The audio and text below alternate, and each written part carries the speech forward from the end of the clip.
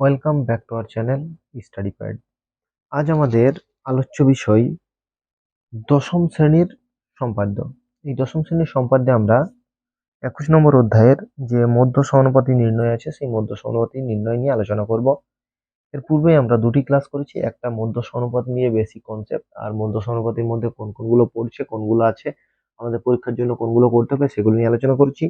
আর দ্বিতীয়টাতে কয়েকটা প্রয়োগ নিয়ে আলোচনা করেছি, অর্থাৎ √15, √21 এবং প্রথম যে ক্লাসটা সেটা √24 নিয়ে আলোচনা করেছি।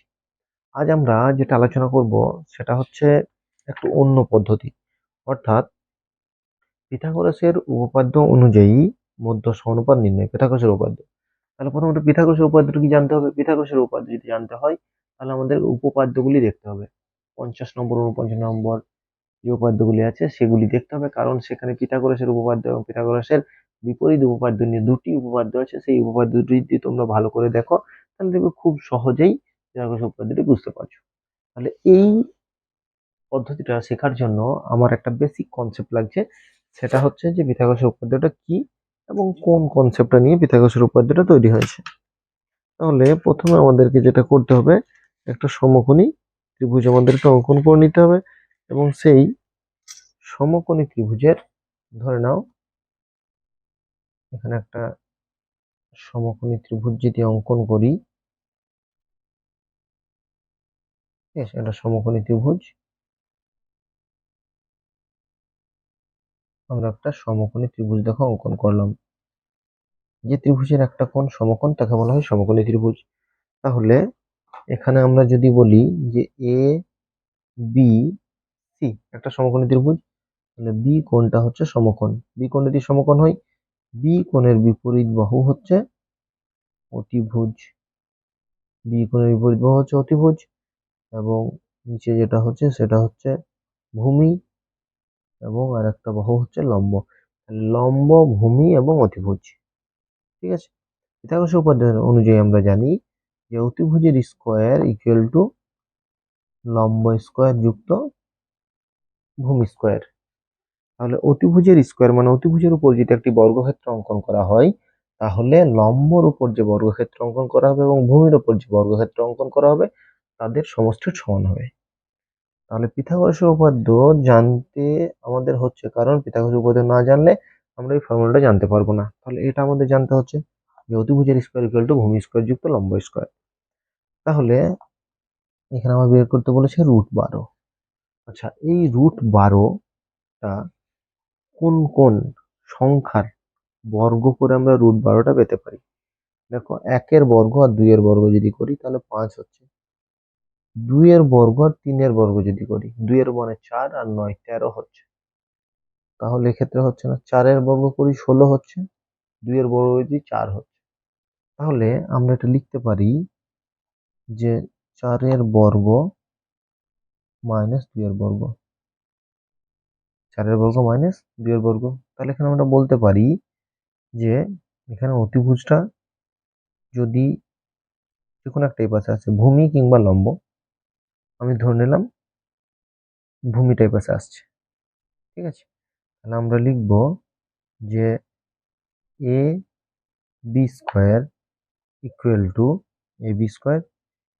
টু আমরা বলতে পারি যে A C square minus B C square. দেখো, তাহলে লম্ব শুধু যদি আমরা লম্ব বলি তাহলে হবে √over A C square minus B C square. তাহলে এখানে আমরা বলতে পারি যে এটা কত, এ সি স্কোয়ার কত 4, এটা হচ্ছে 2। তাহলে আমরা এখান থেকে মানটা লিখতে পারি যে এ সি সমান হচ্ছে 4 এবং বি সি সমান হচ্ছে 2, দুটোকেই সেমি লিখলাম। এরপর প্রশ্ন হতে পারে যেটা যদি অন্য সংখ্যা হতো, তাহলে আমরা কিভাবে বের করতাম। যে কোনো সংখ্যা হোক, দুটি বর্গের সমষ্টি কিংবা দুটির বর্গের বিয়োগফল হবে। ধরুন যদি 25 হতো, √25, তাহলে সেই ক্ষেত্রে দেখো 4-এর হোল স্কোয়ার আর 3-এর হোল স্কোয়ার। 4-এর হোল স্কোয়ার মানে কত, 16, আর 3-এর হোল স্কোয়ার 9, 16 আর 9 25। তাহলে এই ক্ষেত্রে আমাদের অতিভুজটাকে বের করতে হতো, তাই না, অতিভুজটাকে বের করতে হতো। সেই ক্ষেত্রে হয়তো একটা লম্ব হতো এবং আরেকটা হতো ভূমি। তাহলে এই ক্ষেত্রে আমরা কি করতাম, তখন অতিভুজটা বের করতাম। এক্ষেত্রে আমার কি করতে হবে, এক্ষেত্রে লম্বটা বের করতে হবে। তাহলে প্রথমেই আমরা এই এই সম্পাদ্যটার ক্ষেত্রে 2 সেমি এবং 4 সেমি দুটো বাহু আমাকে অঙ্কন করে নিতে হবে। দেখো 12, কিন্তু এখানে আমার লাগছে কত, 2 সেমি এবং 4 সেমি। ঠিক আছে, 2 সেমি হলো, একটা হচ্ছে 4 সেমি। ঠিক আছে, তারপর আমরা কি করবো, এখানে যে কোনো একটা বাহু অঙ্কন করব। দেখো যে কোনো একটা বাহু অঙ্কন করলাম, এরপর এখানে 90 ডিগ্রি একটা কোণ অঙ্কন করব। 90 ডিগ্রি একটা কোণ অঙ্কন করব।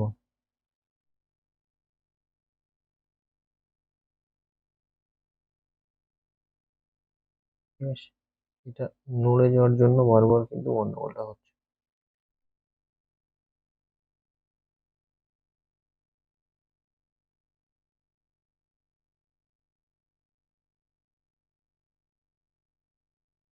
একদিক থেকে বৃত্তচাপটা অঙ্কন করতে হবে, উপরেরটা। ঠিক আছে, তাহলে ওই একই রকম চাপ নিয়ে আমরা একদিক থেকেই কাটি, যদি দুদিকে কাটতে যাই তাহলে কিন্তু নড়ে যাচ্ছে, এর ফলে সমস্যা হবে।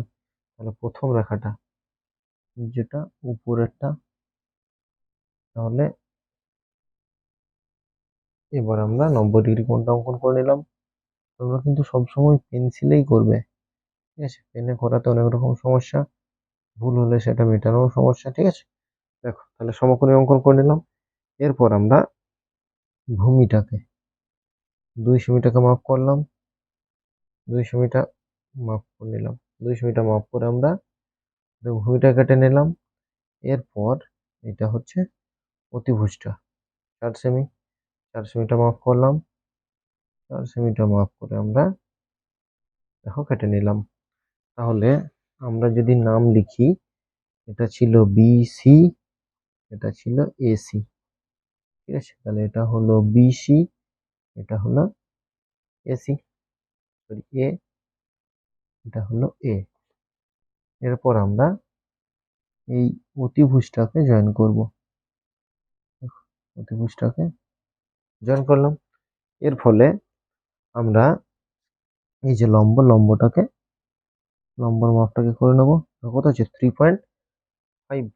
তাহলে এখানে আমার এ বি সমান বেরোলো 3.5 সেমি।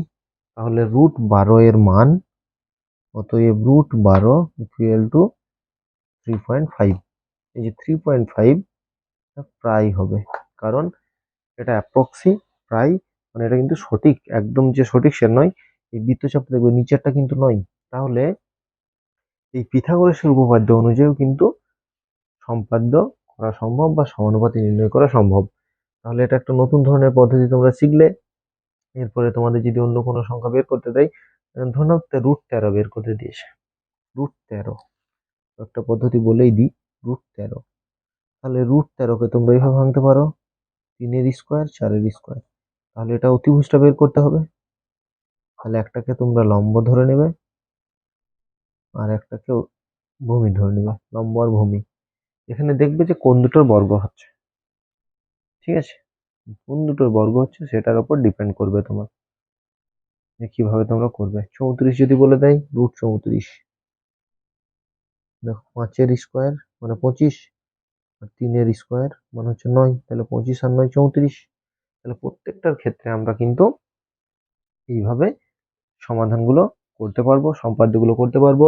এগুলো যদি তোমাদের কোথাও অসুবিধা হয়, এটা নতুন ধরনের একটা পদ্ধতি, কিন্তু তোমরা যদিও আগেই নিয়ে হয়তো আলোচনা করেনি বা আলোচনা হয়তো শোনোনি, বা স্কুলেও হয়তো এই পিথাগোরাসের উপপাদ্য নিয়ে সম্পাদ্য দেখাবে না, কারণ এগুলো না শিখলেও হয়, তোমার দুটো বেশি শেখার জন্য, জানার জন্য কিন্তু এগুলো প্রয়োজন আছে। তাই তোমরা এগুলি ভালো করে দেখো, যদি বুঝতে না পারো বা কোনোটার যদি বের করতে হয় যে এইটার পিথাগোরাসের উপপাদ্য অনুযায়ী কেমন ভাবে বের করব, অবশ্যই আমাদেরকে কমেন্ট করে জানাবে।